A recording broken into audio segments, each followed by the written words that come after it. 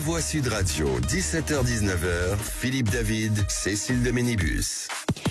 Bonsoir à tous, c'est un plaisir de vous accueillir dans Les Vraies Voix ce soir jusqu'à 19h avec Philippe David. Bonsoir Philippe. Bonsoir Cécile de Ménibus. Vous avez l'air en pleine forme et d'ailleurs permettez-moi de vous dire que vous avez une coupe de cheveux aujourd'hui qui vous sied particulièrement bien.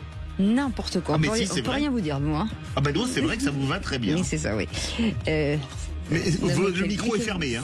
Et particulièrement. Vous avez vu comme il dit brosse dans le... Oui, c'est fou. Hein. Quelle langue vous avez? Quelle vous savez. C'est un rapport avec quelle situation parce que je ne sais pas. Quelle langue française? Là d'accord, là c'est clair. Okay. J'ai eu peur. J'allais dire il y a des choses dont je ne suis pas au courant. Je m'en garderai bien entendu. En tout cas, on espère que vous allez bien. On est ravis de vous retrouver comme tous les jours jusqu'à 19h 0826 300 300 avec Aude qui est avec nous et qui vous attend. Et dans un instant le grand débat du jour à 17h30. Il y a 10 ans, 2 terroristes décimés à la rédaction de Charlie Hebdo. À l'occasion de cette journée de commémoration, Charlie sort un numéro spécial titré Increvable et un sondage IFOP qui montre l'attachement majoritaire des Français à la liberté d'expression. Alors parlons vrai. Est-ce que pour vous, aujourd'hui, certains caricaturistes s'auto-censurent par peur des islamistes? Et à cette question, doit-on pouvoir tout caricaturer? Vous dites oui à 88%. Vous voulez réagir? Aude attend vos appels au 0826 300 300. Notre invité pour en parler, François Cros, sera avec nous, directeur d'études à l'IFOP et qui publie justement ce sondage avec Charlie Hebdo. Et puis le coup de projecteur des Vraies Voix à 18h40. Jean-Marie Le Pen, fondateur du Front National et finaliste de l'élection présidentielle de 2022, est décédé à l'âge de 96 ans, exclu de son parti en 2015. Il restera sans doute l'une des figures les plus controversées de la scène politique française. Alors parlons vrai. Est-ce que la création du FN par Jean-Marie Le Pen va continuer à être reprochée à Marine Le Pen et ses amis? Et à cette question, Jean-Marie Le Pen restera-t-il une figure tutélaire du RN? Vous dites oui à 88%. Vous voulez réagir encore et toujours le 0826 300 300. Bienvenue dans Les Vraies Voix. On est ensemble jusqu'à 19h. Les Vraies Voix Sud Radio. Avec Philippe Bilger, aujourd'hui magistrat et fondateur de l'Institut de la Parole. Ça faisait longtemps que je ne l'avais pas dit, tiens. Institut voilà, de la Parole. très bien. Et vous avez qui dans vos cours, mon cher Philippe? Bonsoir. J'ai tout le monde. Des gens connus, des gens inconnus, des jeunes femmes, des messieurs, des... Vraiment une pluralité, ma chère Cécile. D'accord, et comment on vous contacte par Internet? Il suffit d'aller sur mon 36 site. 15. Et mon portable, et je réponds tout de suite. Et les gens sont surpris d'une réponse immédiate. Ils m'en veulent presque. Tellement on est habitué à attendre des heures. Pas avec vous. Non. Des réponses, quand on répond tout de suite, il y a un moment de saisissement chez les gens. Ils disent mais c'est pas possible, il y a une entourloupe. Excusez-moi, je suis d'accord avec vous. Pardon Philippe, je déteste les gens qui vous font attendre et qui ne répondent pas. Ça me rend dingue et beaucoup de gens font ça. C'est la majorité. D'autant plus que je n'ai pas le portable d'Anne que je vais lui demander après. On va peut-être pas le donner au micro. Hein. Alors, quelqu'un a donné mon numéro de téléphone un jour. Je pensais que c'était pas vrai. Chaîne de télé, je ne pensais pas qu'on pouvait avoir 4 appels en même temps. Ça a duré 2 jours. J'ai jamais pu décrocher mon téléphone. J'ai changé de numéro. Comme quoi, ça fonctionne bien. Anne Mazoyer est avec nous, présidente fondatrice de Fair Value Corporate et Public Affaires. Merci d'être avec nous. Anne, bonsoir. Merci. Vous avez très bonne mine, Anne. Oui. C'est les vacances de la trêve des conviseurs, donc c'est très bien. Ah ouais, très bien. On en a tous besoin et quand on en revient, on est pimpant et frais. Voilà, exactement. En un seul mot, là, vous avez dit. Comment? En un seul mot. En un seul mot. Voilà. Vous êtes très en forme aussi, cher Philippe. Jean-Christophe Couvi, qui a dû en manger, lui, de la confiserie. Secrétaire national du syndicat police unité. Bonsoir. Bonsoir Cécile, c'est sympa ce que tu es en train de me dire là, que j'ai dû en manger. Non, bah oui, parce que vous avez l'air guilleret, donc forcément, quand on mange de la doucerie, on est toujours gentil. C'est ce qu'on dit dans le Périgord, c'est le pays de la châtaigne et des marrons, alors faut faire attention quand même. Hein. Il m'a dit ce qu'il a mangé. Et pas des dents, visiblement. Il m'a dit ce qu'il a mangé, Cécile. C'est pas que les bonbons qui font tomber les dents. C'était très périgourdin, vous voyez ce que je veux dire, des choses qui tiennent au corps. Oui, qui sont très bonnes. Ah oui. Qu'est-ce qu'on mange dans votre région? Foie gras, magret, les cèpes, la truffe. Excellent pour le bon cholestérol, contrairement à ce qu'on pense. Exactement. Ouais. Voilà une chose qu'il faut répéter. Ça donne. Venez visiter le Périgord. Exactement. Non mais c'est vrai. C'est toujours bien d'aller voir visiter d'autres régions à des moments, en plus avec les cultures locales et l'alimentation locale, on fait assez rarement. C'est vrai. Bah voilà, c'est tout. C'est tout ce que je voulais dire. Vous allez faire une émission en Périgord? Ouais, peut-être. Ouais, ce serait bien. Ouais. En attendant, ça tape à la porte à Auxerre avec Gérald qui est avec nous. Bonsoir Gérald. Bonsoir Gérald. Bonsoir à toute l'équipe, meilleurs vœux. Meilleurs vœux aussi. Meilleurs vœux. Que du bonheur pour La vous. santé soit avec vous, que la force soit avec vous, que l'argent, l'amour, enfin bref, tout ce que vous souhaitez. Bah voilà, Quel beau ça, programme. merci beaucoup pour toute cette générosité, j'ai envie de dire. Votre Ouais, coup ça de coûte gueule. pas cher. Mais exactement, vous avez raison. Et puis à Auxerre, faut pas gâcher. Hein. Ça veut dire que s'il fallait Exactement. payer, vous nous diriez je vous donne rien, je garde tout pour moi. Gérald, vous vouliez réagir sur les chaînes de télévision qui, selon vous, pourraient être en danger. Absolument. Alors moi, c'est un coup de gueule, mais très sympathique. Hein. J'ai l'impression que moi, les chaînes de télévision maintenant sont sous contrôle absolu et qu'elles n'ont plus les moyens, je dirais, de s'exprimer comme elles le faisaient avant. Alors là, je vais parler comme un vieux. Avant, c'était peut-être mieux. Je suis pas convaincu, mais quand on voit maintenant les chaînes, tout est lissé, c'est bien poli. Il n'y a pas de problème. On est bien sous tout rapport. Toutes les émissions sont bien calibrées. Et c'est ça qui est extrêmement dangereux, je pense, pour ces chaînes, qui n'ont plus cette expression, la liberté d'expression et la liberté de parole. Et c'est ce qui me gêne beaucoup, parce que la liberté d'expression et de parole, je pense que c'est quelque chose d'important pour tous les citoyens et qui regardent la télévision. Et inversement, pour les télévisions qui amènent de l'information, je dirais vraie, comme vous. Mais moi, je pense qu'elles sont vraiment en très très grand danger. La preuve, il y a de moins en moins de directs. Voilà, c'est tout ce que je voulais dire. Philippe Bilger. Je sais pas. Pourtant, je suis un compulsif de la télé, politique et sport. Je trouve qu'elle est de plus en plus mauvaise, donc je rejoins notre auditeur. Mais c'est vrai que c'est J'ai la l'émission. nostalgie des grandes émissions. Non, mais lui, il ne parle pas de qualité, il parle de la possibilité de dire des choses, quelle que soit la qualité de l'émission. Alors ça C'est ça, m'a jamais Gérald, frappé. j'imagine. Je trouve qu'on a toujours la possibilité de dire des choses, mais je me demande en permanence si ça vaut la peine. Dans la mesure où il y a beaucoup voulez faire- d'inepties dans la télé. Référence à Cyril Hanouna, par exemple, C8, c'est ça que vous voulez dire, peut-être? Ah non, Non, moi, non, je parle de c'était Gérald. Ah ouais. Ah, Gérald. Non, Oui, non. alors moi, très honnêtement, je regardais très très peu cette chaîne, mais oui, effectivement, quand on retire une chaîne de télévision comme C8, enfin l'émission de Cyril Hanouna, il y a quand même on peut se poser des questions. Alors peut-être que ça plaisait pas à certains, certes, peut-être qu'il y avait des sujets abordés qui étaient très controversés, mais je pense que cette chaîne permettait de s'exprimer à certains moments de notre vie avec certaines choses. Maintenant, Anna, bougez pas, parce qu'on a très peu de temps. Gérald, vite, Anne. Je pense que c'était plus une question de style que sur le fond. Et qu'en C'est réalité, vrai. aujourd'hui, on essaye de privilégier, et vous avez raison dans ce sens-là, quelque chose qui est normé. Et c'est vrai que l'émission de Cyril Hanouna ne l'était pas. Ouais. Merci Gérald, vous restez avec nous, vous êtes notre vraie voix du jour. On vous retrouve bien entendu le grand débat du jour dans un instant, le réquisitoire du procureur. Monsieur le procureur. On va parler de François Bayrou et son gouvernement. Très bien, eh bien on en parle dans un instant, soyez les bienvenus, on est ensemble jusqu'à 19h.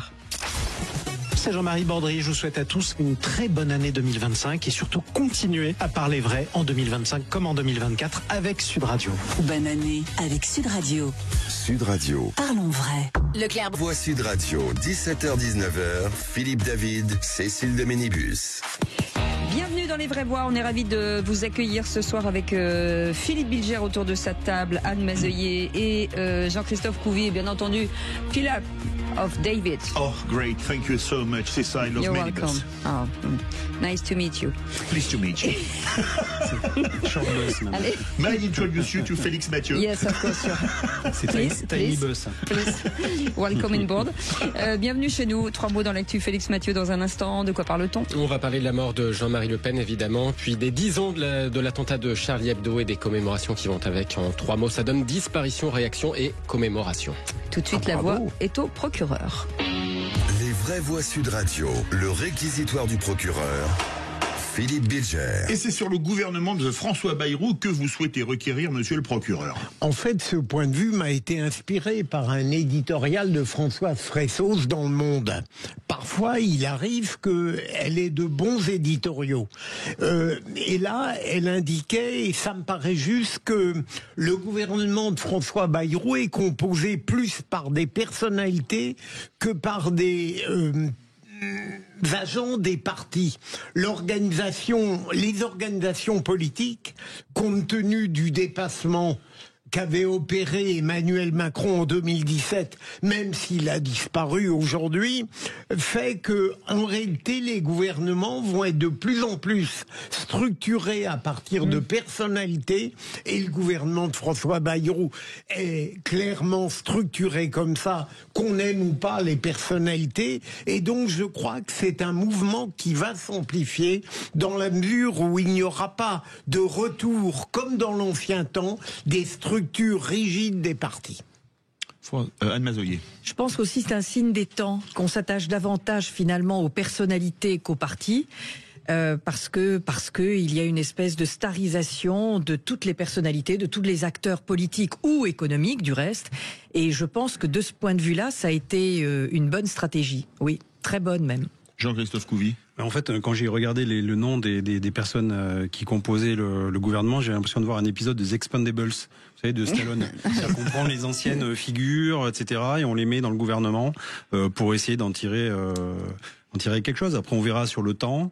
Éric Lombard, c'est un ancien deuxième ligne. Caisse des dépôts. Ouais, ancien deuxième ligne, oui. Voilà, oui. donc, je pense qu'il a l'habitude de donner des marrons et d'en prendre. Parce que le pauvre, mais il on en ramassé. prend beaucoup, deuxième ligne. Oui, voilà, ça se fait plaisir. Non, mais après, voilà, il y a des personnalités qui sont mises à des postes clés. On va voir ce que ça va donner. Il faut que l'attelage prenne. Il faut que, je pense notamment à Monsieur Darmanin et à Monsieur Retailleau. Ça n'a jamais été fait pour l'instant de mettre deux personnes qui ont et vous, en cette tant que même policier, personnalité. ça vous dit quoi aujourd'hui? Nous, on se dit que sur l'attelage Retailleau-Darmanin, on demande à voir en fait, parce que justement, comme je dis, Monsieur Darmanin, 4 ans. Vous laissez la chance. Faut laisser la chance, mais pendant 4 ans, il a quand même été ministre de l'Intérieur. Il connaît les failles du système. Il sait il s'est confronté au mur des réalités. Et maintenant qu'il est passé dans l'autre bord, c'est-à-dire le côté justice, on espère qu'il va prendre cette même méthode et un peu, changer les choses et les idées. Voilà, il faut donner du temps. On connaît sa façon de faire. On va voir ce que ça va donner. C'est intéressant. Allez, tout de suite les 3 mots dans l'actu avec Félix Mathieu. Les vraies voix Sud Radio. 3 mots dans l'actu, Félix, qui sont disparition, réaction et commémoration. Jean-Marie Le Pen s'est éteint ce midi à l'âge de 96 ans. Disparition d'une figure de la vie politique française et de l'extrême droite, finaliste surprise de la présidentielle de 2002. Son rôle dans la vie publique de notre pays relève désormais du jugement de l'histoire, affirme l'Élysée. Communiqué parmi beaucoup de réactions très contrastées, tant le fondateur du FN était clivant et sa carrière marquée par les dérapages. L'actu, c'est aussi évidemment aujourd'hui ses commémorations 10 ans après l'attentat qui a meurtri Charlie Hebdo. Ça, on va y revenir très largement avec le grand débat des vraies voix à partir de 17h30. Les vraies voix Sud Radio. Jean-Marie Le Pen, entouré des siens, a été rappelé à Dieu ce mardi à midi. Ce sont les mots du communiqué de la famille après 96 ans de vie, dont quasiment 70 au cœur de la vie politique française. Monsieur Le Pen, vous parlerez dans le débat, je vous prie de vous taire pour l'instant. Un plus jeune député de l'Assemblée nationale dans les années 50 au sein des rangs poujadistes. Il fonde le Front National en 1972 et se fait connaître d'un plus grand public au cours des années 80. Notamment avec cette émission, l'heure de vérité sur Antenne 2, au cours de laquelle soudain il se lève et décrète unilatéralement une minute de silence. Quelques instants de silence au moins, en mémoire de tous ceux qui sont tombés dans le monde sous la dictature communiste et au goulag. Moi je suis journaliste et je continue à poser mes questions, si vous le voulez bien, particulièrement sur les restructurations industrielles. Monsieur, je vais vous répondre immédiatement. Merci, je vous pose ma question. Candidat aussi en 95, en 2002 et en 2007. C'est la présidentielle de 2002, évidemment, qui reste marquée par sa figure. En tête, Jacques Chirac, 20% des voix. Énorme surprise, Jean-Marie Le Pen semble devoir être le second avec 17% des voix. Qualifié au second tour de la présidentielle, Lionel Jospin éliminé. Jean-Marie Le Pen affiche une mine grave et ne semble finalement pas tant réjoui par la situation dans son discours ce 21 avril 2002. L'événement, c'est le 5 mai. En attendant, n'ayez pas peur de rêver. Vous, les petits, les sans grade, les exclus, j'appelle au rendez-vous de la fraternité française, place et avenue de l'Opéra le 1er mai. Fête de Jeanne d'Arc et des travailleurs de France pour préparer ensemble la deuxième étape de la Renaissance française, le deuxième tour de l'élection présidentielle, celui de la victoire. Deuxième tour autour duquel il sera largement battu par Jacques Chirac qui obtient plus de 80% des voix. On parle à l'époque de Front républicain. Son fameux rendez-vous, en tout cas du 1er mai, devant la statue de Jeanne d'Arc, dont on l'entendait parler à l'instant. C'est au cours de ce rendez-vous, quelques années plus tard, et une brouille avec sa fille plus tard aussi, qu'il lancera cette fameuse phrase devant la statue.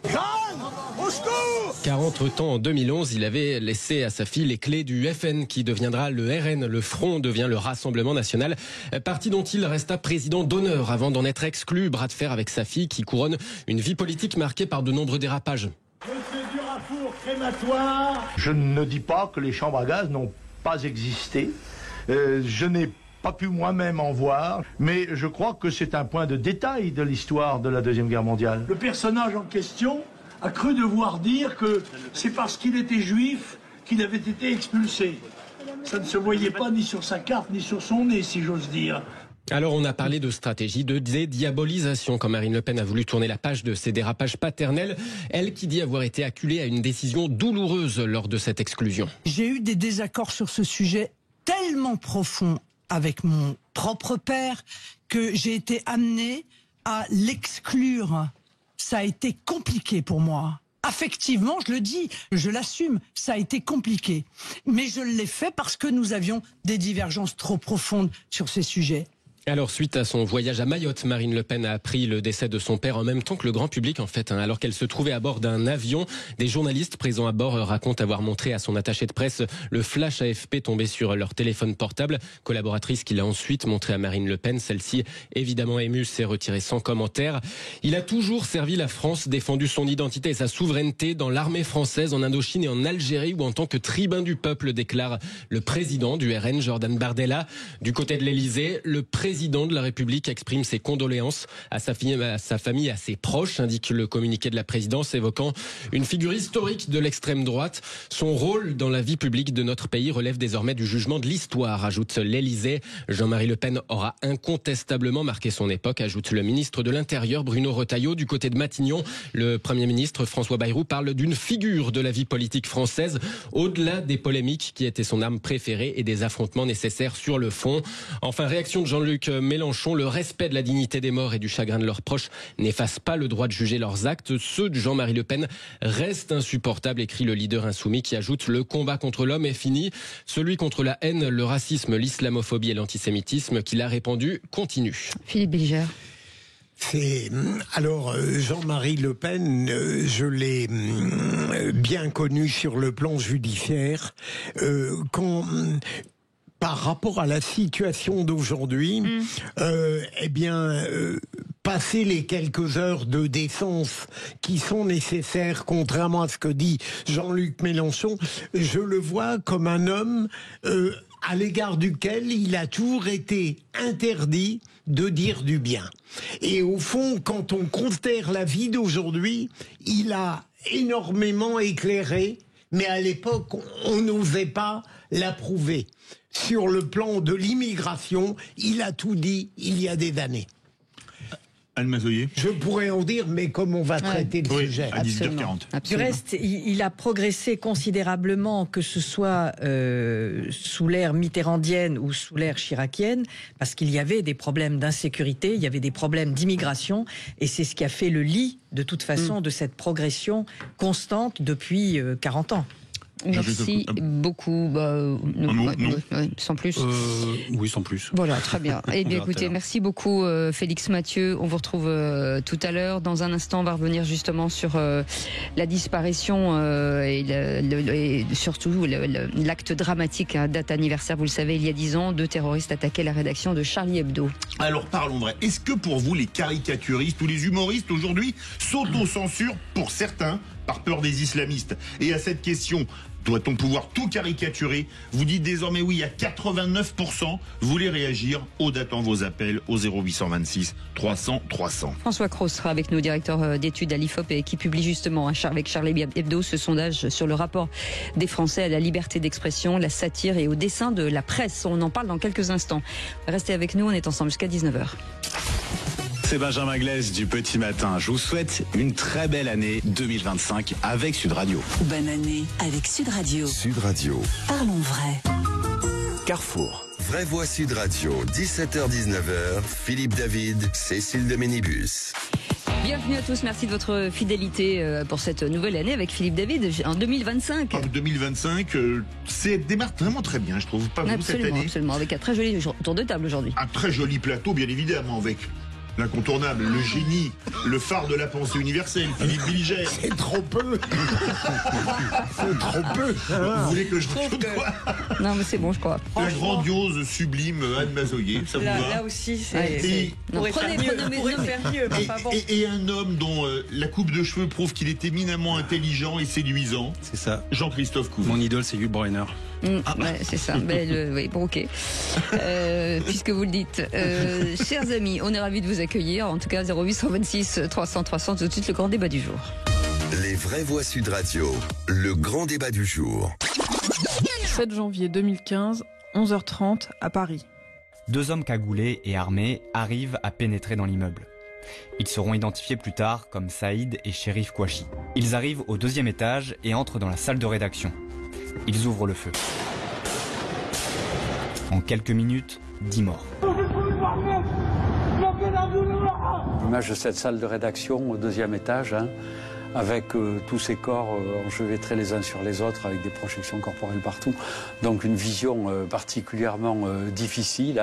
Cabu, Wolinski, Charb, Tinius et Honoré. C'est un jour particulier quand même, le 7 janvier pour nous. Moi, je dessine comme ce que m'a transmis Cabu, donc j'ai l'impression qu'il est toujours un peu là. Le plus important, c'est qu'on est là avec le journal Vive. Ça a été quelque chose de vital. 10 ans après les attaques terroristes contre Charlie Hebdo, la France commémore ces événements tragiques. Aujourd'hui, pour l'occasion, le journal publie un numéro spécial titré « Increvable », accompagné d'un sondage IFOP sur l'attachement des Français à la liberté d'expression, valeur emblématique au cœur de cette tragédie. Alors parlons vrai, est-ce que vous pensez que cette liberté d'expression, c'est encore une exclusivité française au pays de Rabelais, au pays de Voltaire? Mais doit-on pouvoir tout caricaturer? Venez nous donner votre avis au 0826 300 300. Pour le moment, vous dites oui à 89%. Et François Cros est avec nous, directeur d'études à l'IFOP, qui publie ce sondage avec Charlie Hebdo, sondage sur rapport de la liberté d'expression, la satire et les dessins de presse. Merci d'avoir accepté notre invitation. Et comme on le fait généralement avec les sondages IFOP, est-ce que vous pouvez d'abord bonsoir et bonne année, bonsoir, meilleurs vœux, et puis nous dire effectivement ce que dit finalement ce sondage.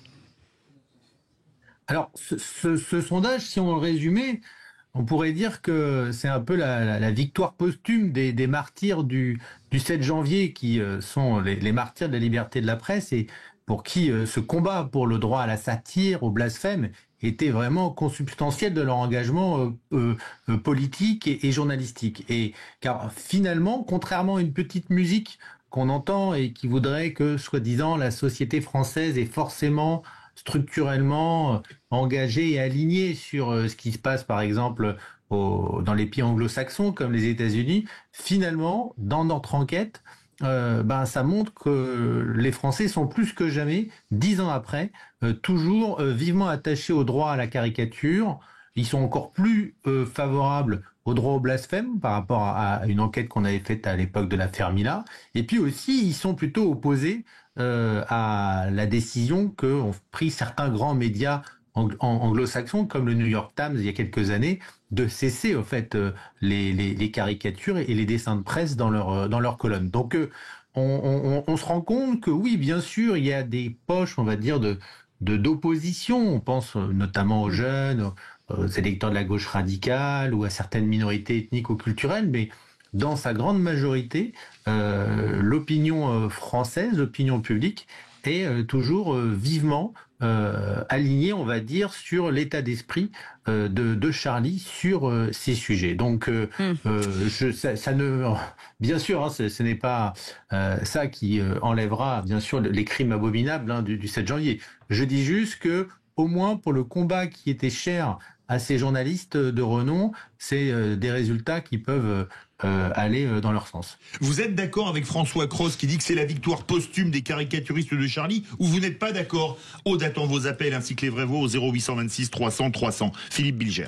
À la question évidemment pertinente posée par Sud Radio, je suis persuadé qu'il y a des humoristes, des caricaturistes qui, en quelque sorte, s'auto-censurent. Oui. Il faut l'accepter, je peux les comprendre. Deuxième élément, je crois qu'on a le droit de tout caricaturer, et je le dis d'autant plus volontiers que moi-même, j'avoue devoir parfois résister à la tentation de trouver certaines caricatures vulgaires, odieuses, indécentes. Mais je crois que plus que jamais aujourd'hui, il faut faire un travail sur soi quand on en a besoin, comme moi, pour accepter que tout doit être caricaturé, parce que sinon c'est notre liberté d'expression qui va partir par petits bouts. Anne Mazoyer. Alors pour une fois, je suis pas d'accord avec vous. Pour une fois. Je vais reprendre en fait le mot de Pierre Desproges qui disait on peut rire de tout mais pas avec tout le monde. Et on ne peut pas rire de tout parce que je pense qu'il faut faire une différence entre satire et blasphème. Une satire, vous pouvez faire une satire d'un parti politique, d'un gouvernement, d'une façon de gérer, peu importe, ou de quelqu'un dans sa personnalité. Un blasphème, ça atteint une croyance profonde. Et là, ça devient différent. C'est-à-dire que moi, je ne m'octroie pas cette liberté, et je pense que c'est peut-être là que se pose la limite. C'est la différence entre l'idée et la croyance, c'est très juste. Je pense. Mais le délit de blasphème a été aboli en France le 25 septembre 1791. Oui, on est bien d'accord. Mais on a tous ses propres limites, c'est tout. Oui, tout à fait. Mais j'estime que, voilà, moi ça ne me viendrait pas à l'idée. Autant je peux rire vraiment de beaucoup de choses et je peux caricaturer beaucoup de gens et beaucoup de situations, mais je ne pense pas que j'irai, quelles que soient les personnalités que j'aurai en face de moi, que je les connaisse ou pas, jusqu'à parler de leur religion ou de leur croyance profonde, parce que ça atteint leur identité. Par le biais de la moquerie, c'est ça que vous voulez dire. Oui, bien sûr. Jean-Christophe Couvi. Écoutez, on est dans un pays libre où justement on a ce droit-là de s'exprimer, on a le droit de cette liberté. Nous policiers, on est garants de cette liberté justement de s'exprimer librement. En démocratie, voilà, c'est la règle. Ce que je constate effectivement, c'est que 10 ans plus tard, en 10 ans même, demandez à Samuel Paty et Dominique Bernard, les pauvres, qui ont justement été un peu ces hussards de la République, ils en sont morts. Donc aujourd'hui, en fait, j'ai pas l'impression qu'on ait trop avancé en 10 ans. En 2015, tout le monde allait dans la rue en disant je suis Charlie.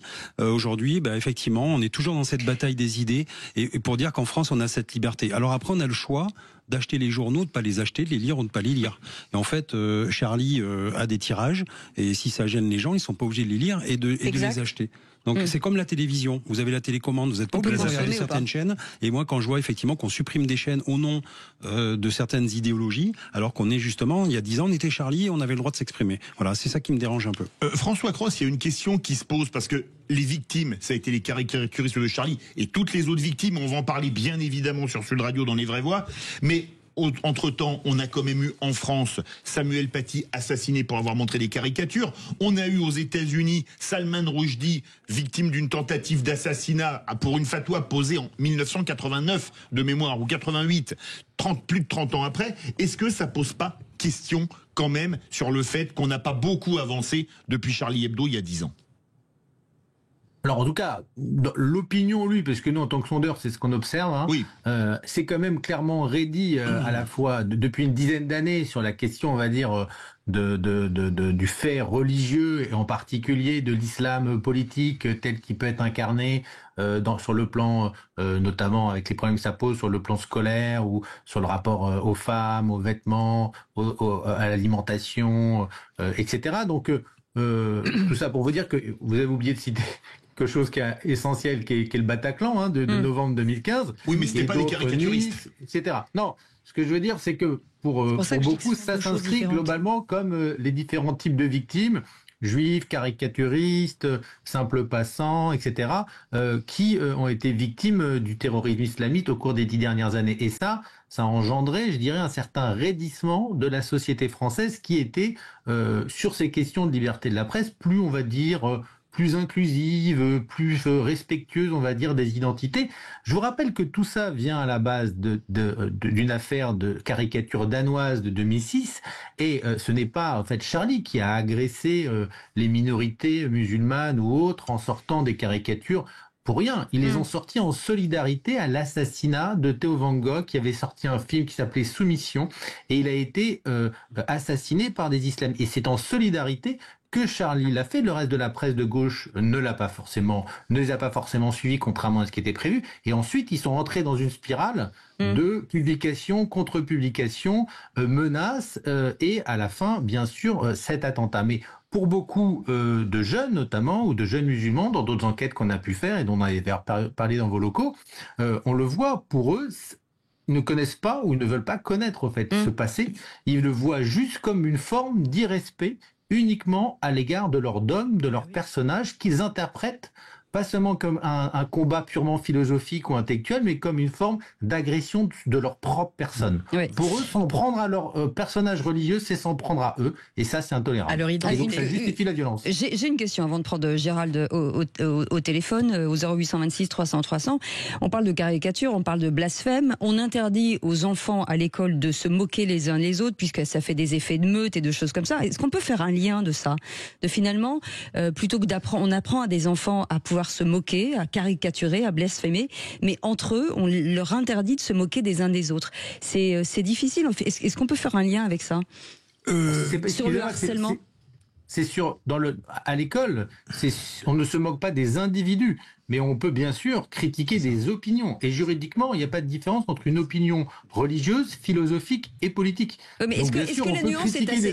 Est-ce que c'est assez clair, justement, c'est ça dans la tête des gens? Est-ce que la caricature, la moquerie, parce que on se moque de quelqu'un quand on le caricature quelque part. Donc, quand on exagère les nez ou les visages ou les problèmes physiques des gens, c'est de la moquerie. Ça n'a pas de lien avec les idées. Bien sûr, mais il y a c'est pour ça que c'est assez flou quand même. Hein. Oui, bien sûr, il y a des moqueries insupportables, celles dont on n'est pas responsable, par exemple. Et je rejoins Anne, c'est un partage absolu entre l'idée et la croyance. Mais si vous le permettez, Cécile Philippe, j'aimerais poser une question. Allez-y. François Cros, c'était juste une réflexion comme ça. C'est vrai que je rejoins...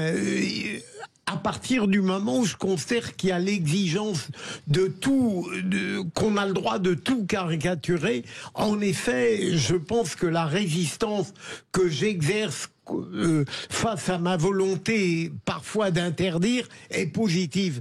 Mais j'avais cru comprendre que dans le sondage, il y avait tout de même une inquiétude au niveau d'une certaine jeunesse qui comprenait moins que ses aînés l'obligation d'une liberté d'expression absolue. Est-ce que j'ai mal compris, François Cros, ou est-ce que c'est un point qui est mineur?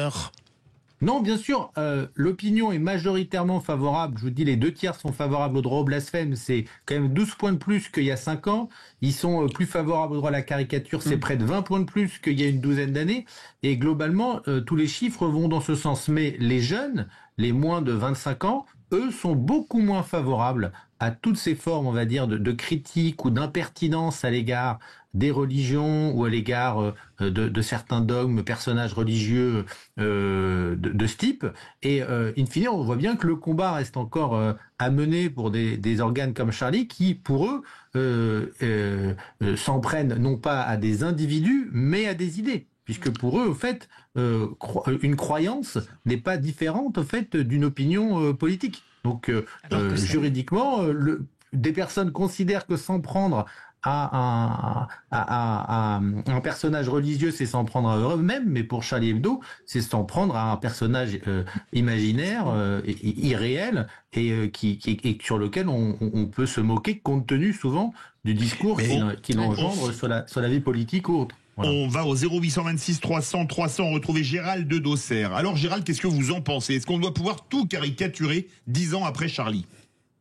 Oui, moi je pense, la caricature pour moi à partir du moment où elle est faite avec humour, où elle est faite sans méchanceté, mais après ça dépend de l'interprétation qu'on veut en faire de la caricature.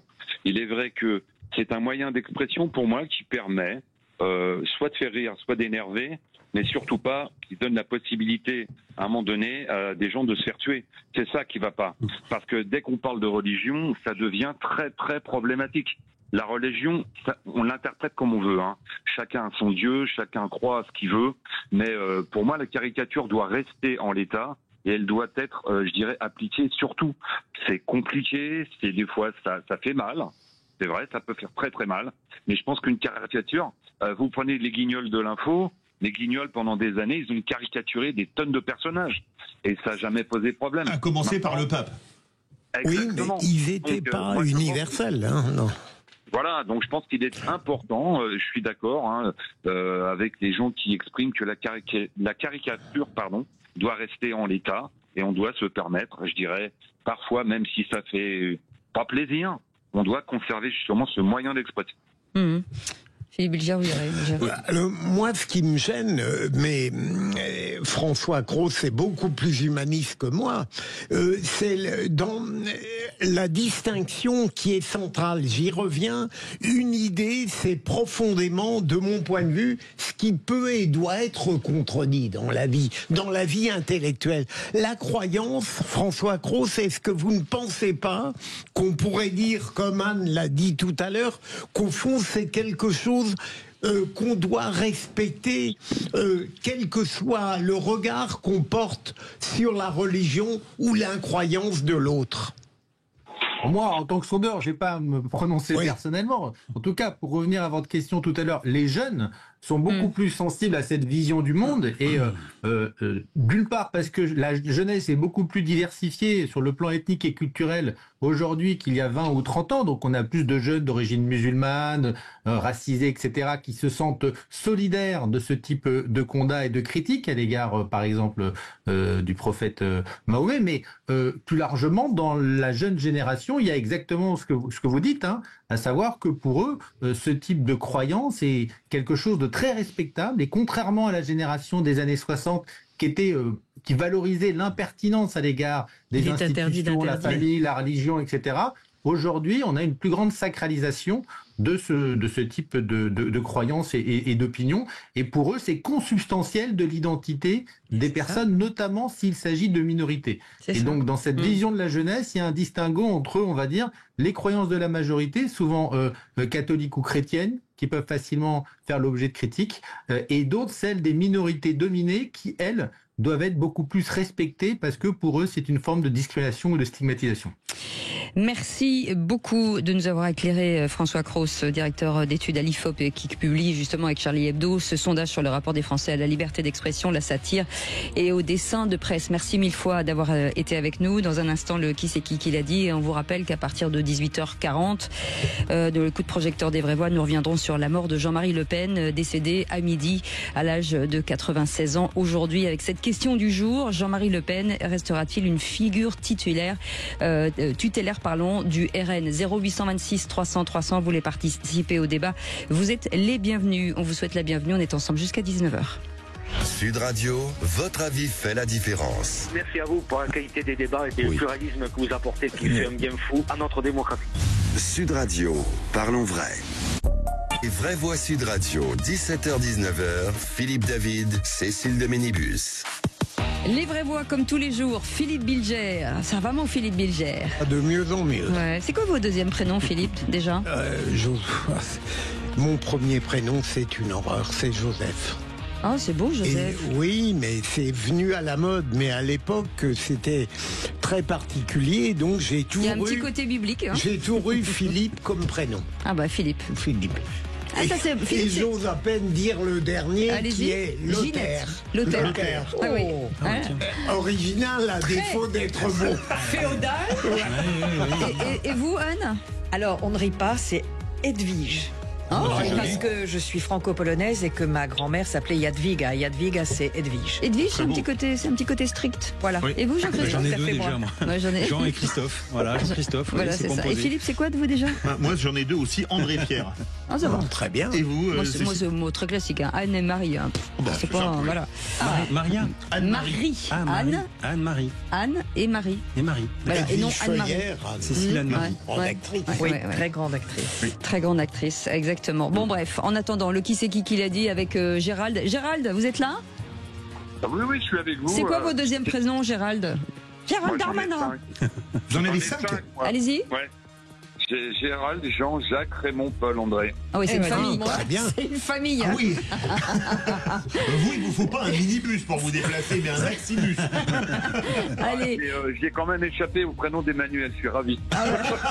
Allez, c'est à vous de lancer le jingle, Gérald. Il se fait auto-rire, j'adore. Allez-y. Bon, allez, c'est parti avec Sud Radio, avec le quiz qui va débuter maintenant. Les vraies voix Sud Radio, le quiz de l'actu. Le lancement le plus long du monde. Vous l'avez gagné. Allez, qui c'est qui l'a dit? 3 points. Sur la déclaration de politique générale, le vote d'une motion de censure dépendra de ce qu'il y aura dans le discours.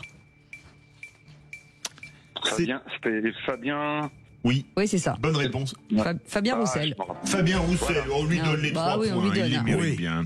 3 points pour Gérald. Qui c'est qui l'a dit à 3 points? C'est dingue les vœux, ça marche. L'année 2025 ne commence pas trop mal avec cette bonne nouvelle de la mort de Le Pen. Un raciste, un colonialiste, un facho, un tortionnaire, un assassin, un homophobe. Je vous aide, c'est un candidat à la présidence de la République. Un ex-candidat. Oui, un ex-candidat, mais qu'il a été plusieurs fois. Mélenchon? Non. Oui, Poutou. Bonne réponse. C'est l'humanité en fait qu'il a écrit. Oui. Quand c'est Badka, c'est Poutou. Ah, c'est le tweet de Philippe Poutou. Oui. Ah là, tout. 3 points pour Jean-Christophe Couvi. Qui c'est qui l'a dit? 3 points sur le duo Darmanin-Retailleau. Il n'y a aucune raison que ce couple ne fonctionne pas. C'est ce qu'on disait entre Philippe et moi. Voilà, absolument. Vous êtes l'intérieur, alors et moi je fais la justice. Oui. Mais j'aimerais bien que vous soyez à l'extérieur. Allez, pardon. Gérald. Mais je vous en prie, faites ce que vous avez à faire ensemble. Allez, qui c'est? C'est un ancien ministre. La question c'était quoi? Vous me l'avez dit là, parce que ça m'a fait rire. Retailleau, il n'y a aucune raison que ce couple ne fonctionne pas. Entre Darmanin et Retailleau. Un ancien ministre? Secrétaire d'État. Exact. Un ancien... Secrétaire d'État sous Castaner. Langauchard? Je m'en rappelle plus. Non, je vois pas. Oh, facile. Pour un policier, facile. On l'appelle le PP. Nunez. Alors là, les plus rapides ont été Philippe Bilger et Yann Mazoyer ex aequo. Oui, il a été secrétaire d'État. Ah oui, vous nous avez aidés. C'est un peu votre patron, quoi. Ah non. Moi, j'appartiens pas à la préfecture de police. Non, je suis pas CRS, j'ai fait des études. Non, je rigole, j'adore les copains CRS. On embrasse les amis CRS. Mais non, je suis pas. Je suis plus de la PP. Ah oui, c'est vrai, c'est vrai. Qui c'est qui l'a dit, Gérald? Sur les critiques qu'il frappe, je ne réponds pas à ces misérables. Mélenchon peut-être? Non. On reste un petit peu à l'intérieur quand même. Oui, c'est un ministre. Un ministre? Pas Darmanin? Non. Un ancien. Retailleau? Un ancien. Il est encore ministre maintenant. Il est ministre? Oui. Un ancien à l'intérieur. Bonne réponse de Gérald. Manuel Valls. Ah bah oui, c'est vrai. Ah oui, on l'oublie. Ah oui, Manuel. Qui c'est qui l'a dit au-delà des polémiques qui était son arme préférée, des affrontements nécessaires sur le fond? Jean-Marie Le Pen aura été une figure de la vie politique française. On savait en le combattant quel combattant il était. Gérald. Emmanuel Macron? Non. En dessous. Juste en dessous. Juste en dessous? François Bayrou? Bonne réponse de Gérald. Bah, vous n'avez pas été très rapide, hein, les amis. Oui, on laisse faire. Vous avez... bah non, mais là, c'était à vous. Il avait dit Macron pouvait y aller. Ils sont très bien éduqués quand même. Mais qu'est-ce qu'on va faire de vous? C'est pas... on est respectueux. Allez, c'est fini. C'est terminé. C'est Gérald qui a gagné. Bravo. 9 points. Bravo. Il a fait autant de points que Philippe Bilger, Anne Mazoyer et Jean-Christophe Couvi réunis. Ça prouve son talent. Merci beaucoup Gérald, Pierre, Louis, Laurent, Jérôme, Paul-André. Merci également. Je vous souhaite plein de bonnes choses encore pour cette nouvelle année. Nous aussi, on vous embrasse et on vous envoie plein de jolies choses. Et à très bientôt. Allez, dans un instant, vous restez avec nous. Merci. Le journal et puis la météo avec Rémi André. Et puis on vous rappelle la mort de Jean-Marie Le Pen, décédé à l'âge de 96 ans aujourd'hui à midi. On en parlera dans le coup de projecteur à partir de 18h40 avec cette question du jour. Jean-Marie Le Pen restera-t-il une figure tutélaire du RN 0826 300 300? Le coup de gueule de Philippe David. Un coup de gueule sur ceux qui n'étaient pas Charlie. Il y en avait déjà il y a 15 ans et il y en a encore aujourd'hui. Allez, restez avec nous. On reste ensemble jusqu'à 19h. c'est Jean-Luc Moreau. C'est Laurence Perrault. Nous vous souhaitons une bonne année 2025 sur Sud Radio. Bonne année avec Sud Radio. Sud Radio. Parlons vrai. Leclerc, bonjour. Sud Radio, 17h-19h, Philippe David, Cécile de Ménibus. Et merci d'être avec nous tous les jours. On est ravis de vous accueillir, en tout cas de passer ce petit moment avec vous chaque jour entre 17h et 19h avec Philippe David, qui est très content, lui aussi. Très content d'être en votre compagnie, en la compagnie des vraies voix, des auditeurs, tout va bien. Et pourquoi vous allez chercher cette voix si loin comme ça? Ah bon, j'ai été chercher ma voix loin. Je m'en suis même pas rendu compte. Il y avait presque du belge, la façon dont vous parlez. Justement, vous comprenez, c'est très intéressant. Bah on va oui, pouvoir continuer. C'est ce côté guttural que vous avez sorti là. Parce qu'on a la frite, ma chère. C'est sûr. Vous avez la frite, moi j'ai la patate. C'est le bêtisier du 31. Oh, écoutez, ça va. Non, en fait, c'est le petit plaisir de Philippe Bilger. Pour la première fois, j'ai vu un policier dire une chose intelligente, c'est rare, ma chère. Ah, oui. Bah, on se dit. Nous sommes ensemble depuis 1960, 70. Depuis 73 jusqu'en 94. On embrasse les Belges, vous savez comme on les aime. Fort, oui. Bien entendu. Allez, dans un instant, les amis, le coup de gueule de Philippe David. Oh, je vais parler de ceux qui ne sont pas Charlie. Il y en avait il y a 15 ans, il y en a encore aujourd'hui, vous allez voir. Et ce numéro de téléphone 0826 300 300, vous nous laissez des messages sur le répondeur et on les écoute. Oui, bonjour, Nathalie de Perpignan. Alors, je suis ravie d'entendre que notre ministre de la Ville souhaite que l'argent public soit utilisé à bon escient et utilement. Je suis ravie de l'apprendre. Il faudrait peut-être qu'elle en parle aussi à ses collègues ministres, ainsi qu'à tous les députés et sénateurs, parce que cela fait des décennies que l'argent public est utilisé à engraisser des gens qui ne foutent rien à la saplée, qui se disputent et qui prennent l'hémicycle pour une cour de récréation. Donc voilà, si tout le monde se met à bosser, tous les gens qu'on paie à rien faire se mettent à bosser, oui, effectivement, on ira peut-être mieux dans notre pays. Bonne journée. Philippe Bilger. C'est un point de vue un peu... Parlons vrai. Oui, d'accord, non mais parlons vrai. Certains comportements dans l'hémicycle, on se dit c'est bien payé pour faire ce qu'ils font. Franchement, elle parlait de l'hémicycle, parce que j'ai un moment donné... de l'hémicycle. Dans l'hémicycle, oui. J'ai quelque chose qui marche pas à gauche, mon oreille. Elle peut pas marcher, elle a pas de pied. Je pense que cette dame a tout à fait raison et que effectivement, depuis ces derniers mois, il y a comme une espèce de chienlit, comme disait quelqu'un que je n'ai pas connu, mais qui n'est pas favorable ni aux affaires, ni à l'image de la politique qui est déjà très dégradée depuis de nombreuses années et qui surtout ne fait pas avancer le schmilblick, ça c'est sûr. Ouais. Jean-Christophe Couy. En fait, on détériore justement, je trouve que l'hémicycle est vraiment bas de caisse des fois. Et en fait, ça jette... Comment donner l'exemple aux enfants quand soi-même on se comporte mal dans un hémicycle, quand on est vraiment ordurier, des fois on assiste à des prises de parole, vraiment bas de caisse, comme je dis.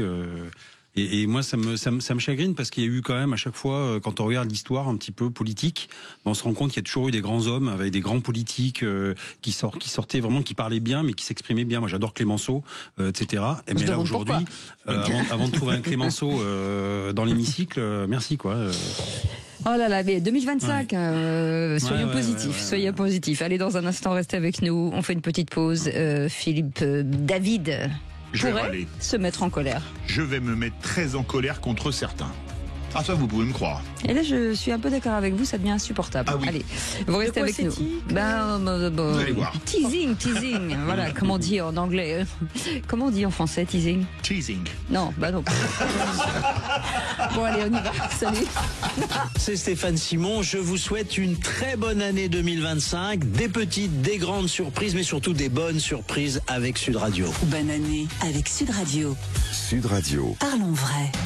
Sud Radio, 17h-19h, Philippe David, Cécile de Ménibus. Merci d'être avec nous. On est ensemble jusqu'à 19h. Petit rappel, demain à 13h, diffusion de la dernière interview de Jean-Marie Le Pen par André Berkoff. Donc, bien entendu, c'est à partir de 13h. Et tout de suite, et juste avant Félix dans quelques instants, le coup de gueule de Philippe David. Les vraies voix Sud Radio. Comme d'habitude, je vais remettre le clocher au milieu du village, un village meurtri il y a 10 ans aujourd'hui, puisqu'il se situe dans le 11e arrondissement de Paris, où se trouvait le siège de Charlie Hebdo. Nul n'a oublié où il était il y a 10 ans, lorsqu'il a appris l'horrible attentat qui venait avoir lieu. Nul n'a oublié les visages des 12 victimes, les caricaturistes Cabu, Charb, Honoré, Tinius et Wolinski, l'économiste Bernard Maris, la psychanalyste Elsa Kayat, le correcteur Mustapha Ourad, l'agent de maintenance Frédéric Boisseau et Michel Renaud, le directeur de cabinet du maire de Clermont-Ferrand qui ramenait des dessins à Cabu, et bien sûr les policiers Frédéric Brinsolaro et Ahmed Merabet dont l'exécution à bout portant sur un trottoir fait encore frissonner aujourd'hui.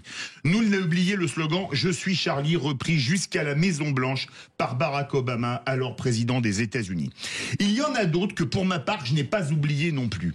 Ceux qui, après un premier attentat contre Charlie Hebdo, avaient osé publier une tribune intitulée pour la défense de la liberté d'expression, contre le soutien à Charlie Hebdo, dans laquelle on pouvait lire qu'il n'y a pas lieu de s'apitoyer sur les journalistes de Charlie Hebdo, que les dégâts matériels seront pris en charge par leur assurance, que le buzz médiatique et l'islamophobie ambiante assureront certainement à l'hebdomadaire, au moins ponctuellement, des ventes décuplées, comme cela s'était produit à l'occasion de la première affaire des caricatures des pas Charlie avant la lettre. Mais les « Je ne suis pas Charlie » continuent encore aujourd'hui. On écoute ceci. Cette tragédie nous a un peu obscurci les yeux sur plein de choses, et on savait en plus, et c'est toute la question, c'est pour ça que cette affaire est compliquée, on savait qu'il y avait quelque chose qui n'allait pas avec Charlie, on savait qu'avec la ligne Philippe Val qui était partie de Charlie à l'époque, il y a eu des relents un peu islamophobes, on sait que la publication des caricatures obéissait à une dynamique compliquée, qui était, à défaut d'être directement islamophobe, était une façon de montrer une sorte de supériorité de l'Occident, parce que nous, l'Occident, nous avions l'ironie. Et Charlie, d'un coup... C'était l'écrivain Aurélien Bélanger hier soir sur France 5 qui manifestement n'a jamais vu les caricatures de Charlie sur les curés ou les rabbins, caricatures qui n'étaient ni christianophobes ni antisémites et qui, dans tous les cas de figure, n'ont pas causé le massacre de 12 personnes par des chrétiens ou des juifs. Rappelons également que la France a été le premier pays à abolir le délit de blasphème le 25 septembre 1791. Alors 10 ans après la tragédie au pays de Rabelais et de Voltaire, soyons encore et toujours tous Charlie. Vous avez raison, Aurélien Bélanger, c'est le même qui a craché dans un livre sur Laurent Bouvet. Absolument, le fondateur du Printemps républicain. Absolument non, mais c'est vrai que c'est invraisemblable et même Laure Adler, que je n'aime pas, a tout de même répondu Aurélien Bélanger, c'était tout de même pas une raison pour massacrer toutes ces personnes à Charlie. Quelle réponse virile. Il n'y a aucune justification à tuer des gens, quelle que soit la raison, de toute manière. Le problème, il est là, c'est que en réalité, ça ne doit pas devenir un alibi ni une croisade. Bah, moi, je vais juste répondre par le fait que ce jour-là, et d'ailleurs le lendemain aussi, parce qu'on oublie Clarissa Jean-Philippe, qui était policière municipale, qui est décédée sous les balles d'Amélie Coulibaly à côté de Malakoff, à Montrouge. Et donc, du coup, en fait, les trois figures qui sont tombées sous les balles des islamistes... Non, on va en parler. On va en parler. Mais justement, alors ce que j'ai vu là, par rapport à ça, c'est une petite tirade qui m'a fait bien sourire, c'est de Sandrine Fillassier, qui dit finalement, quand on voit ce qui peut être fait au nom de Dieu, on se demande ce qui reste au diable comme activité. Ça m'a interpellé parce qu'effectivement, au nom d'une religion, je ne sais pas comment on peut tuer des hommes. Merci beaucoup, Philippe David.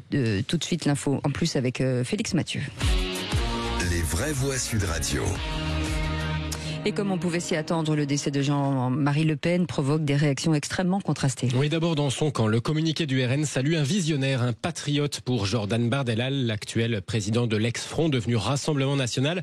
Jean-Marie Le Pen a toujours servi la France, défendu son identité et sa souveraineté, que ce soit dans l'armée française, en Indochine, en Algérie ou, écrit Jordan Bardella, comme tribun du peuple. Éric Zemmour de Reconquête retient qu'il fut, je cite, parmi les premiers à alerter la France des menaces existentielles qui la guettent. Éric Ciotti, l'ex-LR récemment rallié au RN, salue un homme politique au parcours jalonné de zones d'ombre, mais aussi de courage, d'intuition puissante et de patriotisme sincère. En fait, le seul à prendre vraiment ses distances dans son camp, c'est le maire de Béziers, Robert Ménard, qui se souvient de propos inacceptables et insupportables de Jean-Marie Le Pen.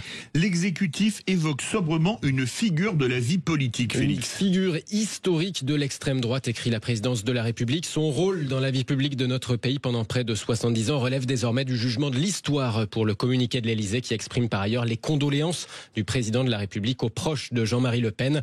François Bayrou parle d'une figure de la vie politique française au-delà des polémiques qui étaient son arme préférée et des affrontements nécessaires sur le fond, écrit le Premier ministre. Enfin, pour Bruno Retailleau, Jean-Marie Le Pen aura incontestablement marqué son époque. Le ministre LR de l'Intérieur estime qu'une page de l'histoire politique française se tourne. Et puis enfin, une partie de la gauche dénonce ses idées racistes et son passé en Algérie. Le respect de la dignité des morts et du chagrin de leurs proches n'efface pas le droit de juger leurs actes. Ceux de Jean-Marie Le Pen restent insupportables, écrit Jean-Luc Mélenchon. Le combat contre l'homme est fini, celui contre la haine, le racisme, l'islamophobie et l'antisémitisme qu'il a répandu continue, écrit le leader insoumis. François Ruffin évoque le FN fondé par des Waffen-SS, des amis de Vichy, la torture en Algérie. Le député de la Somme, l'ex-LFI, François Ruffin, qui énumère aussi les dérapages du Rafour crématoire, autre point de détail de l'histoire. Un fasciste d'un autre temps s'en est allé, mais laisse derrière lui des héritiers très actuels, écrit encore François Ruffin. Le communiste Yann Brossa évoque des idées nauséabondes qu'il faut continuer à combattre sans relâche. Quand à l'extrême gauche, Philippe Poutou va encore plus loin. Je le cite, Philippe Poutou, il écrit « L'année 2025 ne commence pas trop mal avec cette bonne nouvelle de la mort de Le Pen, un raciste, un colonialiste, un facho, un tortionnaire, un assassin, un homophobe. » Voilà les mots de l'ex-candidat du NPA, Philippe Poutou. Merci beaucoup. Je veux dire, la moindre des choses, quoi qu'on pense d'un homme ou d'une femme qui vient de mourir et qui est connu, c'est de penser à la douleur de ses proches. Rien que ça devrait conduire à une petite décence de quelques heures. Mais ce que dit Poutou, c'est odieux, quoi. C'est plus que de la grossièreté. De mon point de vue, c'est une entorse grave à la civilisation. Merci beaucoup Félix Mathieu et je vous rappelle que demain Sud Radio rediffusera à partir de 13h la dernière interview de Jean-Marie Le Pen par André Berkoff. Dans un instant, la suite, on va revenir justement sur la disparition de Jean-Marie Le Pen, décédé, je le rappelle, aujourd'hui à l'âge de 96 ans, le fondateur du Front National, exclu en 2015 du parti et finaliste de l'élection présidentielle de 2002 et sans doute la figure la plus controversée de l'échiquier politique. Et juste avant, vous pouvez bien évidemment voter au 0826 300 300, mais juste avant le tour de table de l'actualité, Philippe Bilger, le vôtre? Bruno Retailleau, pour ne pas changer. Ça, c'est surprenant. Et je vais en dire du bien. Alors ça, c'est doublement surprenant. Anne Mazoyer. Je pense que c'est votre tour de table. Alors mon tour de table, c'était lié à Elon Musk et à une certaine forme d'ingérence du monde des affaires dans le monde politique qui va prendre de l'ampleur dans les semaines et les mois à venir, certainement. Mais vous allez parler de la communication de Jean-Marie Le Pen. Vous avez changé. Voilà. Tout à fait. Pardon. C'est l'actuel. Pardon. Et le vôtre? Je vais revenir sur les 10 ans de Charlie parce que effectivement rendre hommage aux 3 policiers qui sont tombés ces 2 jours. Avec vous, Anne Mazoyer, on reviendra sur l'outrance finalement des hommes politiques en France. Allez, restez avec nous, on revient dans un instant. À tout de suite. Sud Radio. Sud Radio. Parlons vrai. Parlons vrai. Sud Radio. Parlons vrai. Voix Sud Radio, 17h-19h, Philippe David, Cécile de Ménibus.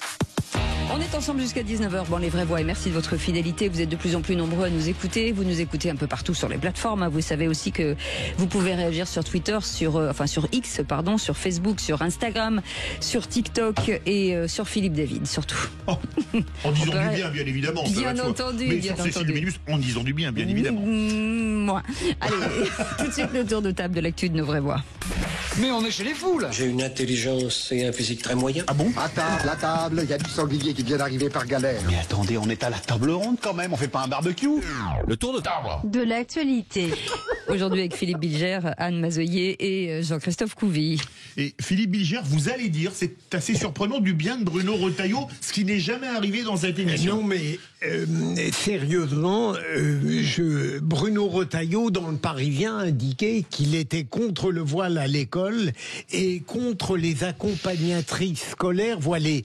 Ça n'est pas très original. Beaucoup de gens étaient contre ces comportements, mais ce que j'aime bien chez Bruno Retailleau, c'est que d'abord, dans ce domaine, il considère qu'aucune défaite n'est définitive, et au fond, c'est sa volonté de reprendre la main et l'esprit dans des domaines au sujet desquels on avait semblé perdre la main. J'aime bien que ce ministre de l'Intérieur ne soit pas défaitiste, qu'ils n'attendent pas de combler les trous et les lacunes, mais qu'ils disent je suis contre et qu'au fond ils prennent l'initiative. Et je sais pas ce que ça donnera, mais en tout cas l'affirmation d'un Retailleau ministre de l'Intérieur là-dessus, ça vaut la peine d'être entendu. Anne Mazoyer.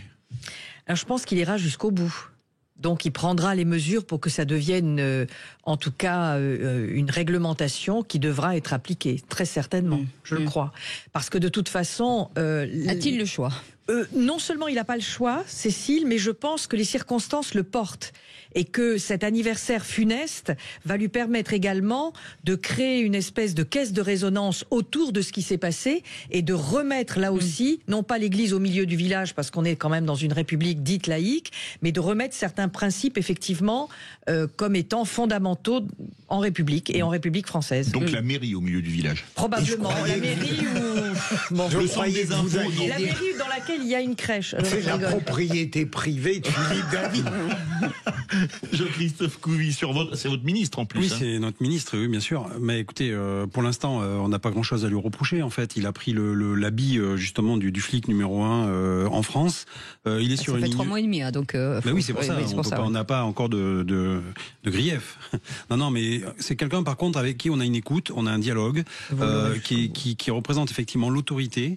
On le voit d'ailleurs là à travers les 3 influenceurs d'origine algérienne là, qui ont dit tout et n'importe quoi sur les réseaux, beaucoup de n'importe quoi d'ailleurs, et justement faut rien laisser passer. Et là-dessus, c'est plus que n'importe quoi, c'est plutôt très grave. C'est pour ça que je dis c'est plus que du n'importe quoi.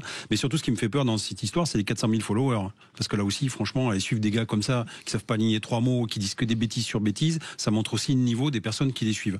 Et là, il a raison. Il faut pas lâcher. C'est-à-dire qu'aujourd'hui, c'est un combat de tous les instants, sur tous les fronts. C'est un combat au corps à corps contre les idéologues, justement, qui sont là pour détruire notre pays, pour détruire toute cette influence néfaste. Il faut lutter contre ça, voilà. Il a raison, et ça va prendre du temps. Mais si on se rebelle pas aujourd'hui, si l'État montre qu'il n'est pas fort, effectivement, il y a des trous dans la carlingue, et il y a des gens qui s'engouffrent dedans. Donc c'est un héritage finalement de Gérald Darmanin, finalement, Philippe. Absolument, bien sûr. Mais je dirais, il me paraît encore mieux que Gérald Darmanin à l'intérieur, parce qu'il semble vouloir concrétiser tous ses engagements. Ce qui est, pour un ministre, assez unique. En aura-t-il les moyens ? Et financier, parce qu'on attend aussi un budget, parce que nous, policiers, on a besoin aussi d'un budget. On a besoin de recruter des policiers. Parce qu'il y a l'envie et la réalité du terrain. Et la réalité, c'est est-ce que l'hémicycle, puisqu'on parlait tout à l'heure du niveau de l'hémicycle, est-ce que l'hémicycle va prendre enfin conscience qu'à un moment donné, il va falloir aussi penser à l'avenir. Et l'avenir, ça passe par ce budget-là. Et il y a des ministères qui ont besoin d'un budget, qui ont besoin justement d'avoir des finances pour pouvoir mener une offensive aujourd'hui contre l'obscurantisme. Puisque vous avez la parole, Jean-Christophe Couvi, et on va revenir sur ce 10e commémoration de cet anniversaire funeste. Oui, écoutez, il y a 10 ans, je pense que tout le monde se rappelle à peu près où il était quand on a appris ça sur la radio, en direct, même pratiquement à la télévision. Moi, j'étais avec mes collègues au bureau national et effectivement, quand tous nos téléphones ont sonné pour avoir les mêmes nouvelles, on s'est tous regardés. Alors, pour pas vous cacher, on faisait un petit repas de convivialité parce que c'est le début de l'année, on a besoin de se retrouver, etc. C'est comme dans tous les métiers.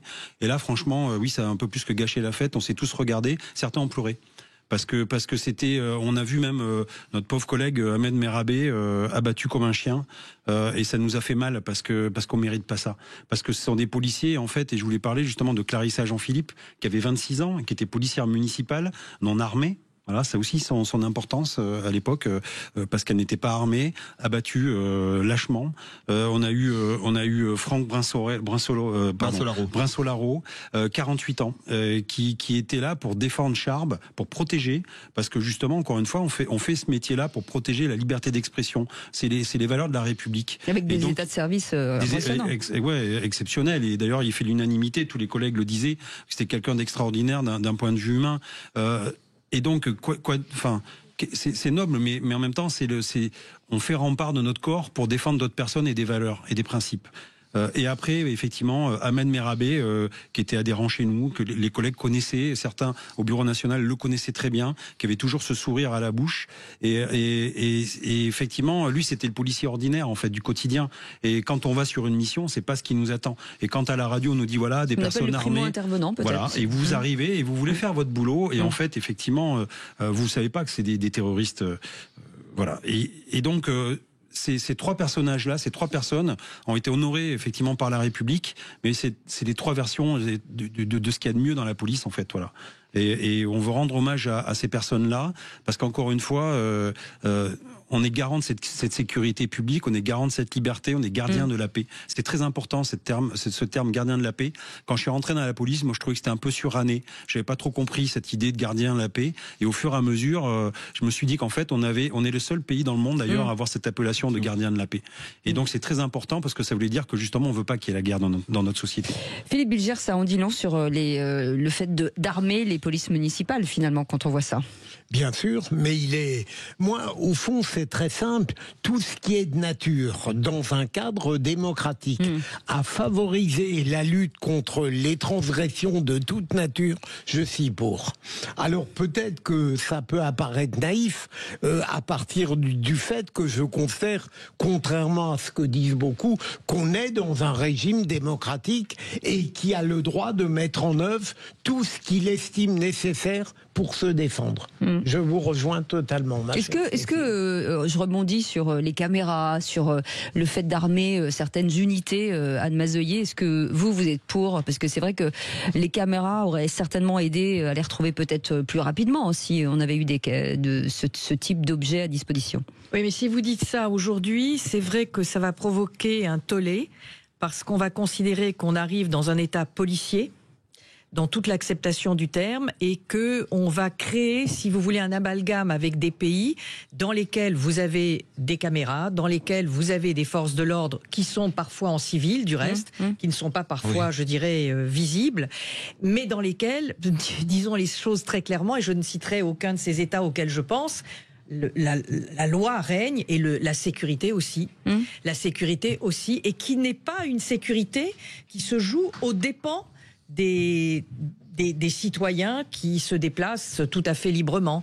Mais je pense que nous ne sommes pas du tout prêts. Elle n'est pas lourde, ce que vous voulez dire, elle n'est pas... Voilà, ouais, et puis je crois qu'on n'est pas du tout prêt pour ça ici en France, et qu'on part du principe que il faut associer le mot de liberté avec, je dirais, une liberté extrême, c'est-à-dire qui permet de ne pas être filmé, qui permet à certaines polices de ne pas être armées, avec des résultats que nous connaissons. Voilà. Je pense que je pense que c'est une erreur, parce qu'on peut très très bien avoir des mesures de sécurité beaucoup plus élevées et qui ne menacent pas nos libertés individuelles. C'est ça le problème, c'est cet amalgame entre les deux qui me paraît très très douteux, en tout cas. Voilà. Alors, absolument, d'autant plus que si on ne parviendra jamais à faire un arbitrage totalement équilibré entre liberté et sécurité, mais à partir du moment où il faut choisir, je dis souvent, je préfère perdre un tout petit peu de ma liberté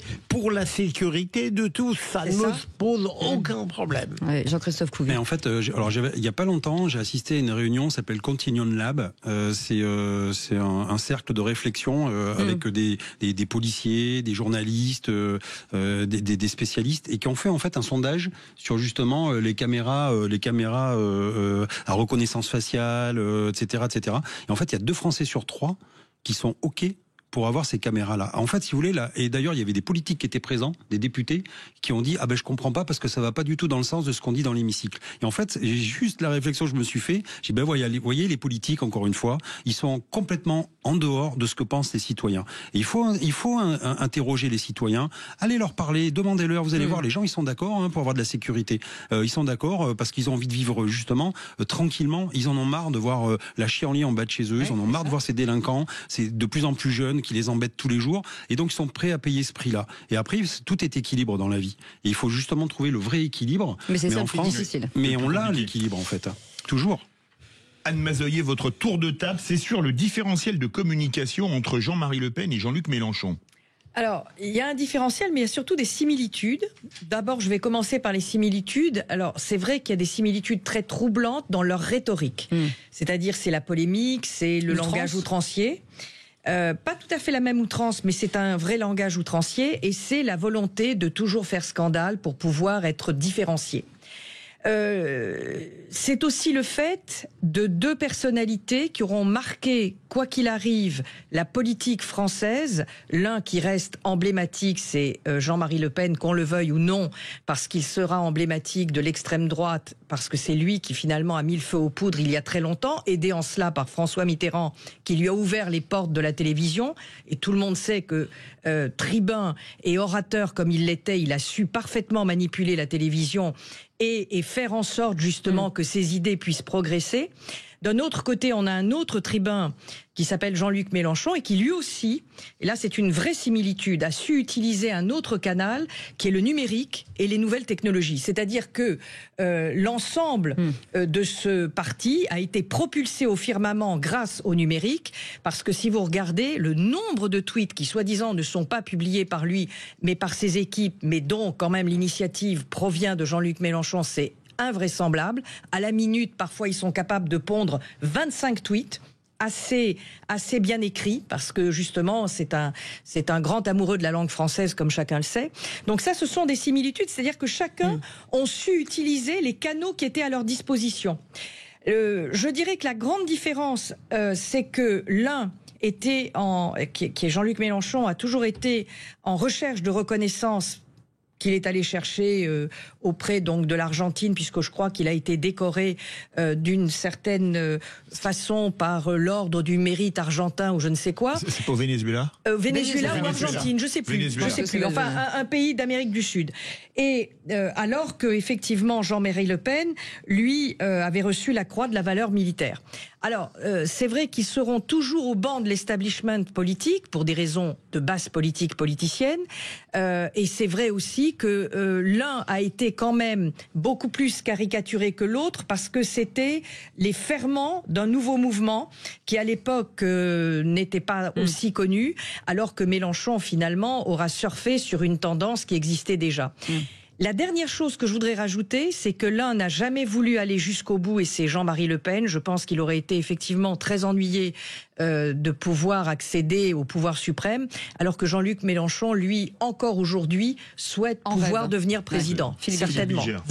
C'est une très belle analyse, Anne, et il y en a une autre, enfin contrastée. Je suis frappé de voir à quel point les dérapages, le terme n'est pas beau, antisémites de Jean-Marie Le Pen ont suscité un opprobre général parce qu'ils étaient d'une certaine manière ludiques. C'était des jeux de mots. Alors que l'antisémitisme, à propos du 7 octobre de Jean-Luc Mélenchon, mon Dieu, a été dénoncé, mais pas autant qu'il aurait dû l'être.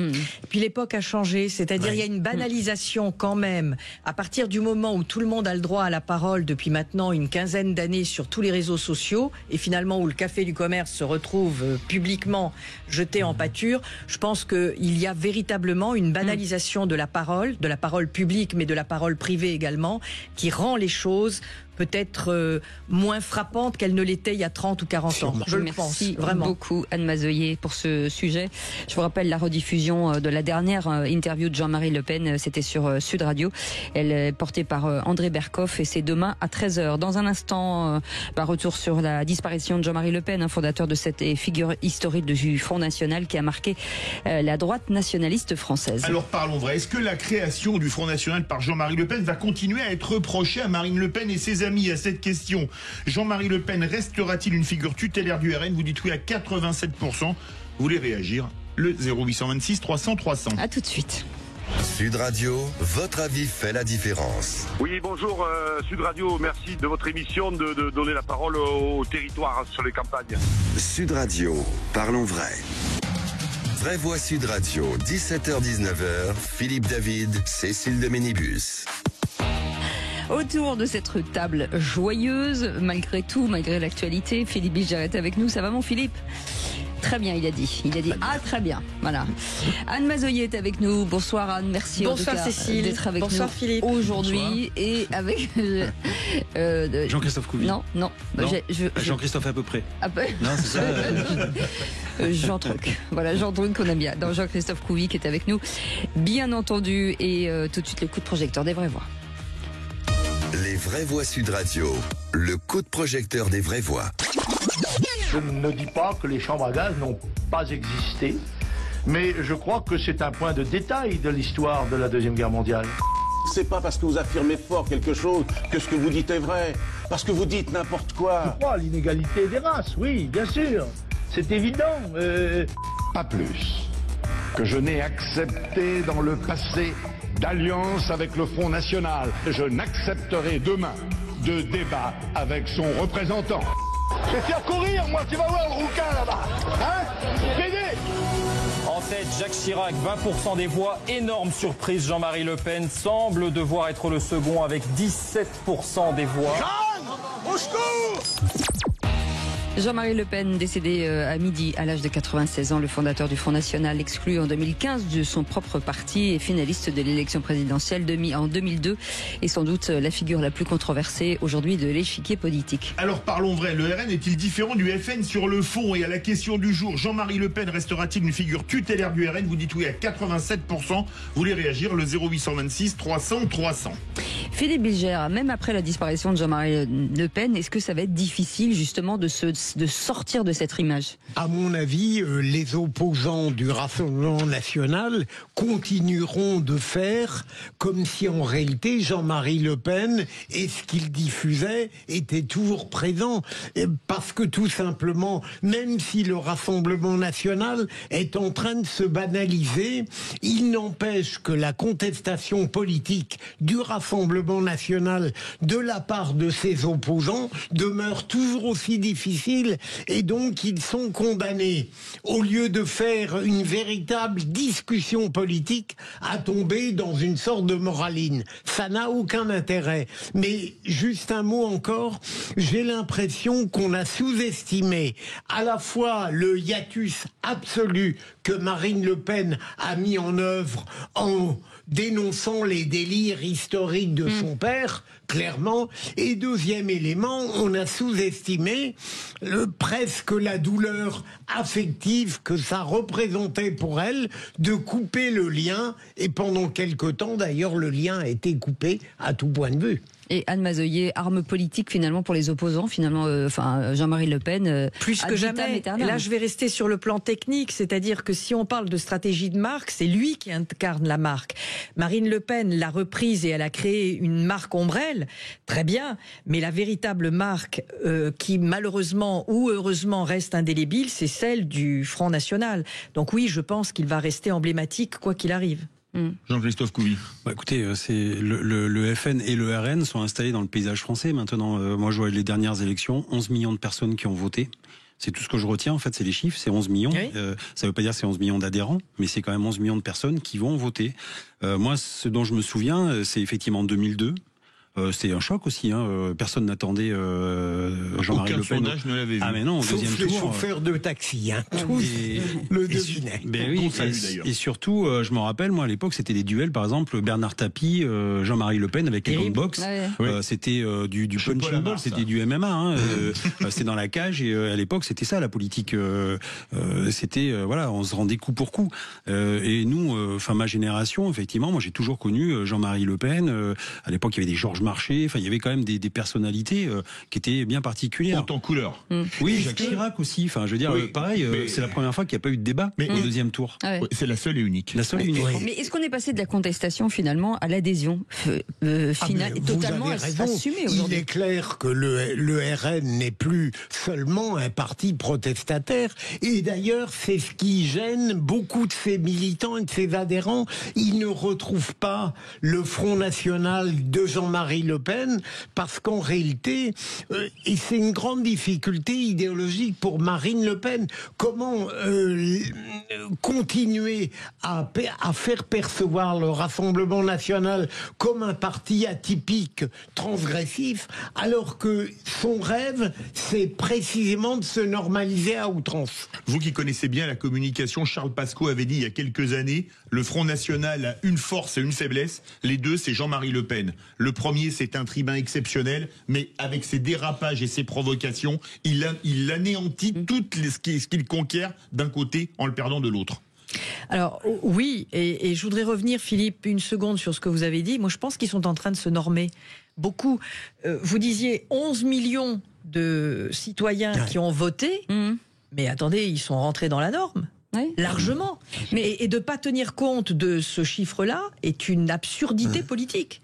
Mais et c'est ce qui différencie Marine Le Pen de Jean-Marie Le Pen, c'est d'être notable aujourd'hui. Il n'a jamais réussi à faire. La grosse différence, vous l'avez un peu dit tout à l'heure, Anne, Jean-Marie Le Pen ne voulait pas le pouvoir. Marine Le Pen le veut. Le veut absolument. Elle l'aura peut-être. Et elle l'aura pas, à mon avis. Mais de justesse. Mais si je perds, si on a le droit de faire des paris stupides en ce jour-là, je tiendrai mes promesses. Bah vous avez rien promis, donc. Si il avait promis un restaurant il y a au moins un an. Oui. Moi j'ai une bonne mémoire mais quand on parle de restaurant. Absolument, et je tiendrai. Malheureusement, j'ai cette déplorable habitude de tenir mes promesses. Mais c'est ça, finalement, les dernières questions, peut-être, ne pas vouloir finalement le pouvoir, et finalement, il nous échappe des mains. Je crois pas que ça leur ait échappé. Lui, de toute manière, c'était une décision en son âme et conscience. Et à un moment donné, son parti a été repris, il a été transformé par Marine Le Pen d'une autre manière. Elle ira jusqu'au bout, ça c'est certain. Et je ne suis pas certaine que le pouvoir lui échappera. Je ne suis pas certaine. Merci beaucoup Philippe Bilger, merci beaucoup Anne Mazoyer, merci beaucoup Jean-Christophe Couvi. Merci à vous. Merci Philippe David, on vous retrouve tout à l'heure pour le football. Oui, pour le football, et vous on vous retrouve tout de suite pour les vrais voix de l'emploi. Oui, et puis je vous rappelle, je vous le disais tout à l'heure, que la dernière interview de Jean-Marie Le Pen face à André Berkoff sera rediffusée demain à partir de 13h. Et puis dans les voies de l'emploi, dans un instant, on va revenir sur l'État, l'économie française qui affronte une vague massive, en tout cas, de suppression de postes dans plein de domaines. On va faire un état des lieux avec nos invités dans un instant. À tout de suite. Trade République.